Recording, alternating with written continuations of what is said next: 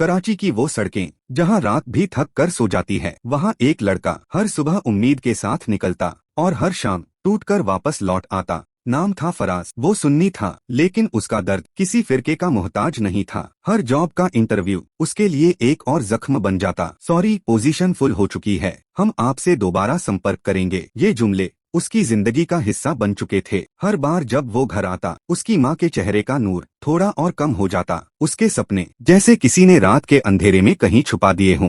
दोस्तों ने हाथ पीछे खींच लिए, रिश्तेदारों ने उंगलियां उठाईं, और फराज बस चलता गया। दिल के किसी कोने में बस एक सवाल था, सिर्फ मैं ही क्यों? हर तरफ अंधेरा था, और उस अंधेरे के पीछे एक खामोशी छुपी थी जो कहती थी, नौकरी तेरे नसीब में नहीं है। ठंडी हवा से भरी मुरी की वो सुबह, जहां धूप पेड़ के पत्तों से छान कर नीचे गिर रही थी। फराज सिर्फ थोड़ी राहत लेने आया था, दिल की थकान को कम करने, इस भीड़ से दूर कहीं खुद को महसूस करने। वो यूं ही सड़कों पर चल रहा था जब अचानक उसकी नजर एक पुराने इमामबाड़े पर पड़ी। दरवाजा खुला था, अंदर एक आलम खामोशी से खड़ा था। कोई भी नहीं था वहाँ, बस वो और वो आलम। फराज ने ठहर कर देखा, उसे कुछ महसूस हुआ। कोई आवाज नहीं, कोई हरकत नहीं, लेकिन दिल के अंदर एक झटका, जैसे किसी ने पुकारा हो। वो चुपचाप उस तरफ बढ़ा, उसकी आंखें उस आलम से जुड़ती चली गईं। मन ही मन उसने कहा, या अब्बास, अगर इस बार मुझे नौकरी मिल गई तो मैं आपका आलम उठाऊंगा, अपने वादे को निभाऊंगा। उस पल में न कोई शोर था, न कोई जुबान की बात, बस एक सच्चा वादा जो दिल से निकला था, और शायद आसमान ने सुन भी लिया। आखिरी बार फराज उस दरवाजे की ओर बढ़ा जहां कुछ देर पहले एक सन्नाटा था, और अब एक आवाज अंदर ही अंदर उसे खींच रही थी।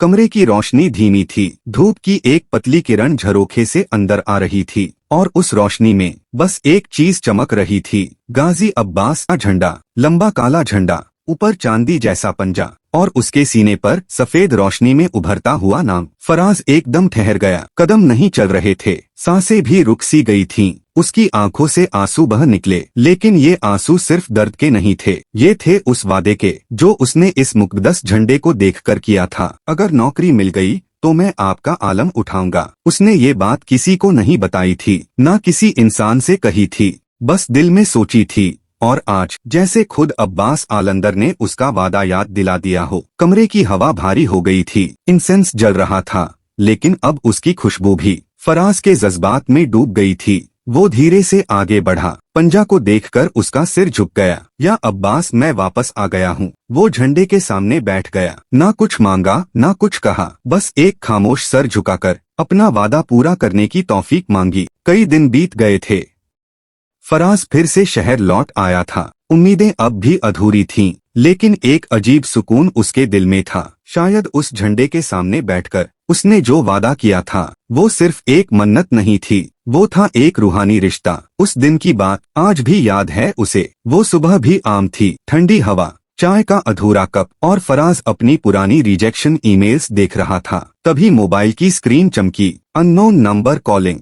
उसे लगा शायद फिर कोई फ्रॉड या टेलीमार्केटर है, लेकिन जब उसने फोन उठाया तो आवाज आई, मिस्टर फराज, हम डिजिटल ग्रुप से बोल रहे हैं। आपकी सीवी शॉर्ट लिस्ट हो गई थी, कल आपका इंटरव्यू हुआ था ना? Congratulations, you've been selected. कुछ पल फराज को कुछ समझ ही नहीं आया। जुबान चुप थी, लेकिन दिल की धड़कनें तेज हो गईं। उसने धीरे से पूछा, मेन सिलेक्ट हो गया? वो मुस्कुराया नहीं, वो चीखा नहीं, बस आंखें बंद कर लीं, और दिल से एक ही नाम निकला, या अब्बास। वो आलम याद आया, वो रूहानी जज्बा याद आया, और सबसे ज्यादा वो वादा याद आया। उसे लगा जैसे उसकी जॉब हजरत अब्बास के दस्तखत से मिली हो। उसी पल उसने टाई कर लिया, अब मैं वापस जाऊंगा, और जैसा वादा किया था, हजरत अब्बास का आलम उठाऊंगा। ना दिखावा, ना रिवायत, बस एक दिल से निकला वादा, जो अब उसकी जिंदगी का सबसे बड़ा सच बन गया था। वो दिन जो फराज ने सिर्फ सोचा था, आज हकीकत बन चुका था।